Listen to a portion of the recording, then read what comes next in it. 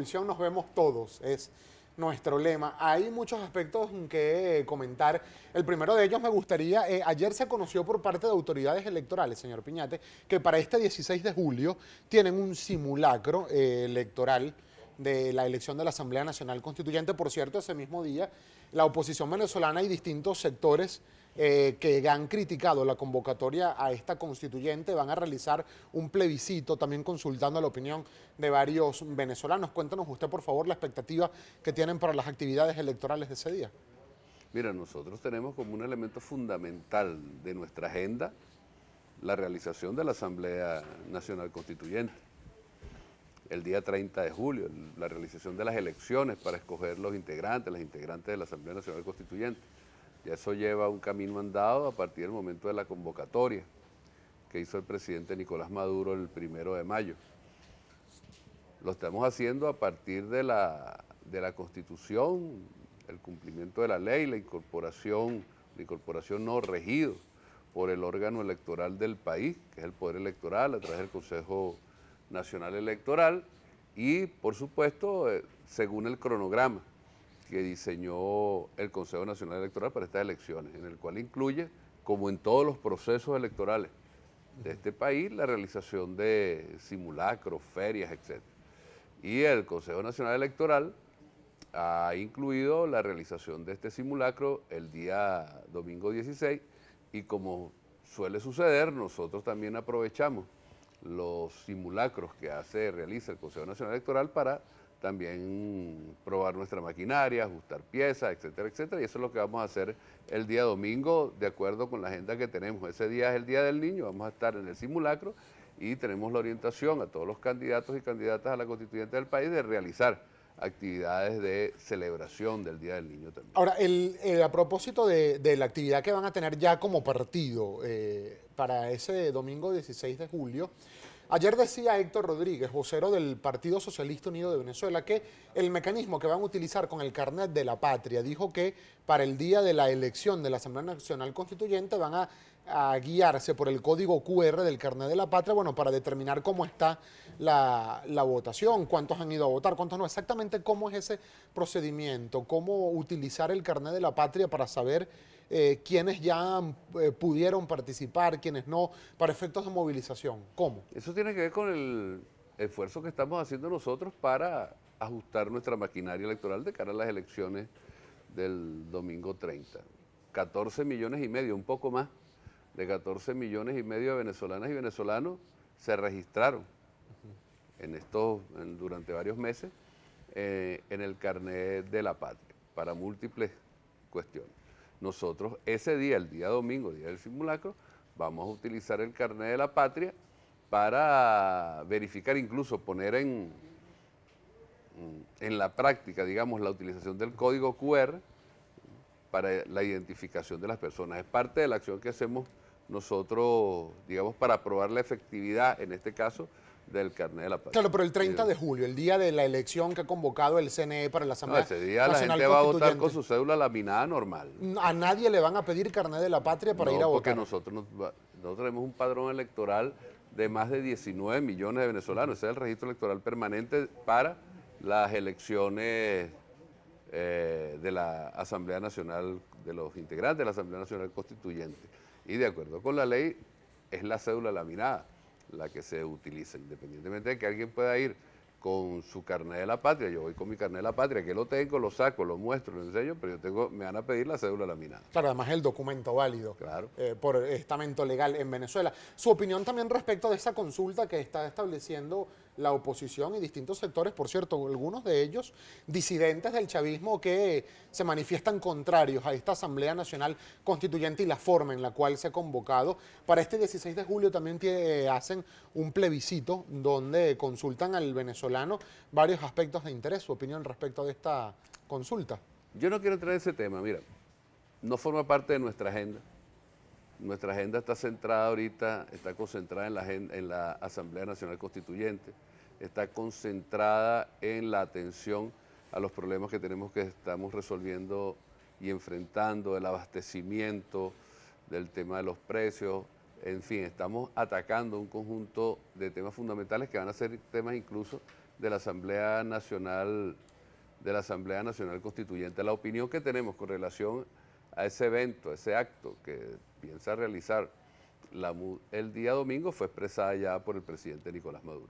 Ahora, precisamente en ese plebiscito, aun cuando usted dice que no es ni siquiera el tema que los ocupa, como se va a consultarle a los venezolanos si están o no de acuerdo sobre esta Asamblea Nacional Constituyente, me gustaría entonces su opinión, si tiene a bien compartirla con nosotros, porque ayer la Conferencia Episcopal de Venezuela, no sé si podamos tener por favor la carta, también está reseñada en nuestro sitio de internet globovision.com. La Conferencia Episcopal de Venezuela solicitó al presidente Nicolás Maduro que retire la convocatoria a la Asamblea Nacional Constituyente. Parte del texto de la carta que está en nuestro sitio de internet dice lo siguiente: le exhortan al presidente Nicolás Maduro de que si él quiere resolver la grave crisis de escasez alimentaria, medicinas, inseguridad que está causando incontables víctimas, particularmente entre niños y personas mayores en todo el territorio nacional, así como devolver a Venezuela la plena institucionalidad democrática, le piden al presidente Nicolás Maduro que reconozca la autonomía de todos los poderes públicos, trabajar conjuntamente con la Asamblea Nacional y con la Fiscalía General de la República, y además le piden retirar la convocatoria de esta Asamblea Nacional Constituyente. ¿Usted qué opina de esta solicitud que hace la Conferencia Episcopal? Me lo responde por favor al regreso de la pausa. Ya venimos con mucho más de Primera Página.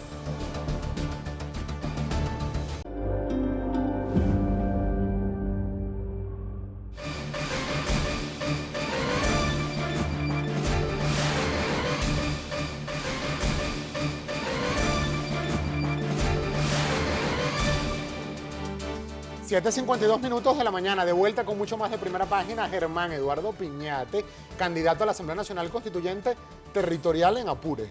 San Fernando. Correcto, en San Fernando de Apure, capital del estado Apure. ¿Su número? 1. La lista, la lista número 1. Sí.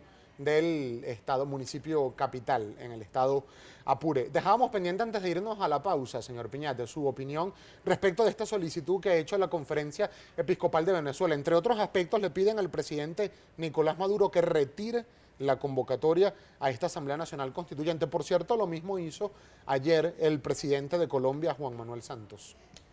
Mira, es la misma gente, son los mismos sectores, es el mismo plan, el mismo planteamiento. La Iglesia Católica,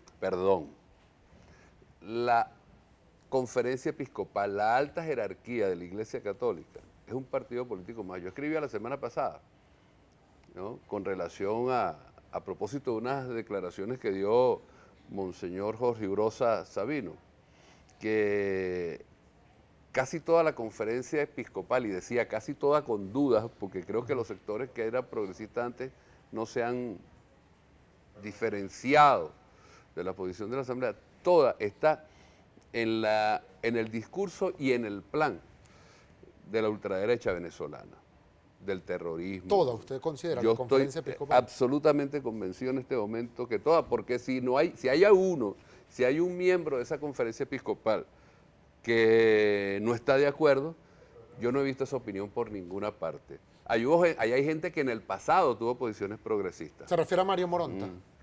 Entre otros, pudiera haber, ¿no? Entonces, pero hoy todos están unificados en esa tarea. Entonces, repiten el planteamiento, forma parte, es coherente la posición de la Conferencia Episcopal Venezolana con el planteamiento de Juan Manuel Santos, y seguramente si hablara Rajoy diría más o menos lo mismo, y si hablara Luis Almagro diría más o menos lo mismo. Perdón, ya lo dijo, creo que ya lo dijo.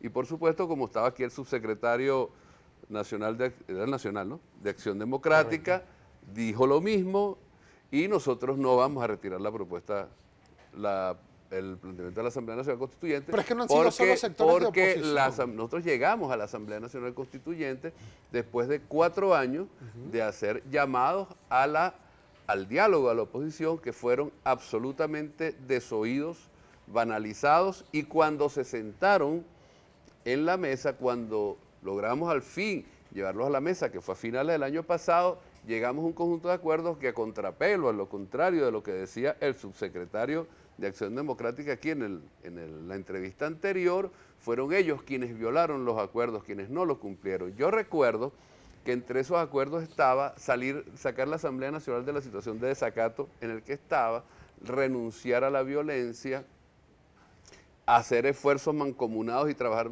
de manera mancomunada para enfrentar y derrotar la guerra económica, y esos acuerdos quien los ha venido cumpliendo precisamente es el gobierno revolucionario y del presidente y bolivariano del presidente Nicolás Maduro, y la oposición se ha negado. Bueno, pero también frente hablaba a esa de solucionar lo de los diputados de Amazonas y no se hizo. Frente a esa negativa, de autoridades electorales, precisamente y el PSV porque había en su bancada tampoco hizo. precisamente porque había que resolver el tema del desacato. Tenía que la Asamblea Nacional ¿cómo se dice? Quitarle la sanción a la juramentación que había hecho de esos señores que fueron juramentados como diputados sin tener la cualidad para hacerlo. Entonces, por eso es que no se va al paso siguiente, que eran las elecciones en el estado Amazonas.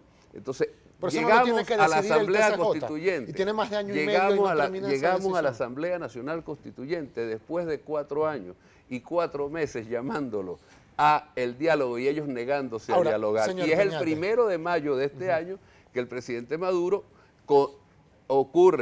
recurre al espacio constitucional de diálogo más amplio que existe, que está planteado allí, que es la Asamblea Nacional Constituyente, porque implica la incorporación del pueblo como depositario del poder constituyente original. Le hago entonces esta pregunta. Usted dice que son todos sectores de derecha y de oposición nacional e internacional los que se han manifestado en contra de la Asamblea Nacional Constituyente. Por ejemplo, para no tocar esas voces que se han levantado, hablemos de las que han sido afines aún al día de hoy al gobierno chavista, al gobierno del presidente Nicolás Maduro. Estamos hablando de Eustoquio Contreras, Germán Ferrer, la fiscal general de la República, la ex defensora del pueblo Gabriela Ramírez, Eva Gollinger, Maripili Hernández, Juan Barreto, entre otros voceros que han hecho cuestionamientos fuertes a cómo se está convocando esta Asamblea Nacional Constituyente, aunque algunos, como por ejemplo Maripili, dice, estoy de acuerdo con la Asamblea Nacional Constituyente, pero ha hecho algunos exhortos y algunos reclamos. Sí, ¿son también sectores de derecha?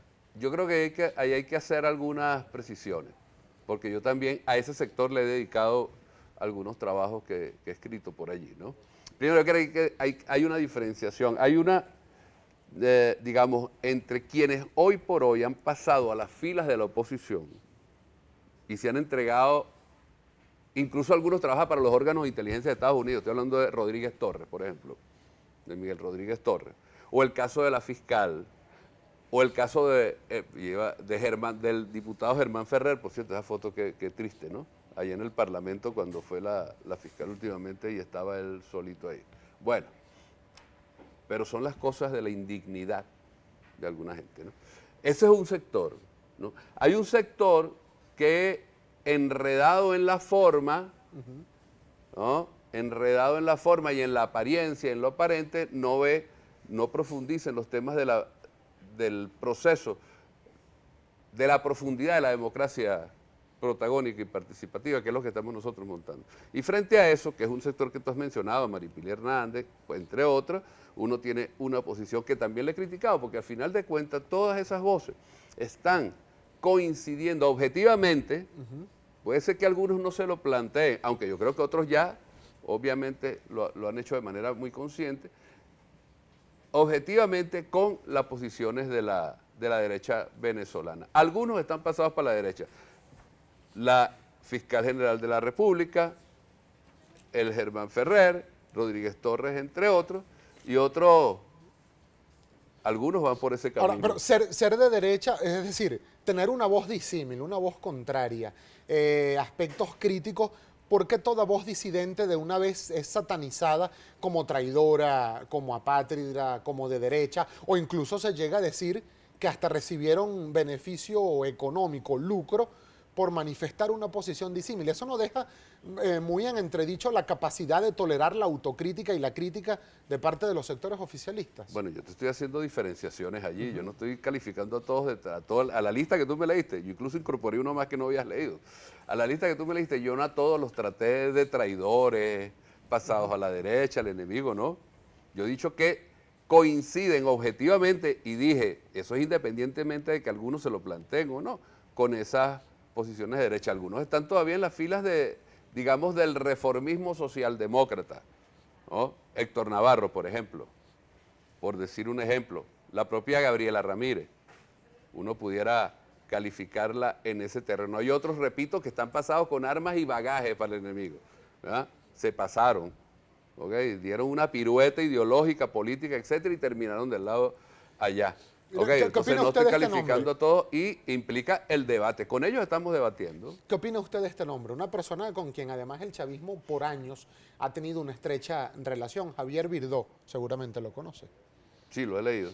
Javier Virdó escribió en su cuenta de Twitter lo siguiente, refiriéndose al caso venezolano, no sé si lo podamos tener en pantalla, dijo, cuando cualquier fuerza política pretende imponer, aplastar o aniquilar a otras, se está fuera de una política de compromiso democrático, refiriéndose a esta convocatoria de constituyente en Venezuela. Bueno, si yo he leído mucho, leo los trabajos de Javier Virdó y tengo diferencias sustantivas con él, ¿no? Tengo diferencias sustantivas con él. ¿Recientes o desde antes? No, desde antes. Por ejemplo, ese Twitter no lo había escuchado, no lo había visto. ¿Ok? Eso implica que tenemos una apreciación muy disímil de diferentes aspectos de la revolución bolivariana, muy distinta. Sobre todo en temas como la democracia, por ejemplo. Sobre todo en temas como su percepción o su posición frente o al análisis o a la interpretación que hace del desarrollo histórico del socialismo en algunos aspectos, ¿no? Tenemos diferencias. Eso no quiere decir que lo esté calificando de una u otra manera, simplemente tengo diferencias. Cuando él dice eso, yo diría, en general lo comparto, cuando una fuerza política intenta aplastar a otra por la vía de la violencia, etcétera, etcétera, la imposición, el linchamiento, etcétera, eso es lo que está haciendo la derecha aquí. Esos no son democráticos. El no escuchar voces voces críticas. No, el no escucharlas no. Ellos son los que no escuchan las voces diferentes a ellos. Nosotros las escuchamos, las discutimos y debatimos y creamos los espacios de diálogo para hacerlo, ¿no? Pero ahora, si él se refiere en eso al planteamiento que ha hecho el presidente Nicolás Maduro a la constituyente, está absolutamente equivocado. Ahí, como nos quedan pocos segundos, minutos para finalizar la entrevista, no lo quiero despedir sin antes también conocer su opinión respecto de esta medida de casa por cárcel que otorgó la Sala Penal del Tribunal Supremo de Justicia al dirigente de Voluntad Popular, Leopoldo López. Ha habido algunas contradicciones. La Sala Penal, en su comunicado oficial, dijo que se tomaba la decisión por fallas en el expediente administrativo y en la distribución del expediente y además por razones de salud. La ex canciller de la República, Delcy Rodríguez, dijo que la decisión se tomaba por una recomendación que hizo la Comisión para la Verdad y la Justicia. Y el defensor del pueblo, Tarek William Saab, dijo que la decisión se tomó porque fue una solicitud de Lilian Tintori, esposa de Leopoldo López. ¿Cuál es la verdad en este caso? Bueno, está el documento donde Lilian Tintori hace la solicitud al defensor del pueblo. Existe la carta. Ella no la ha negado, ¿no? No, la reconoció el equipo de la defensa de Leopoldo López. Exactamente. Primero existe, esa es la verdad, esa es parte de la verdad.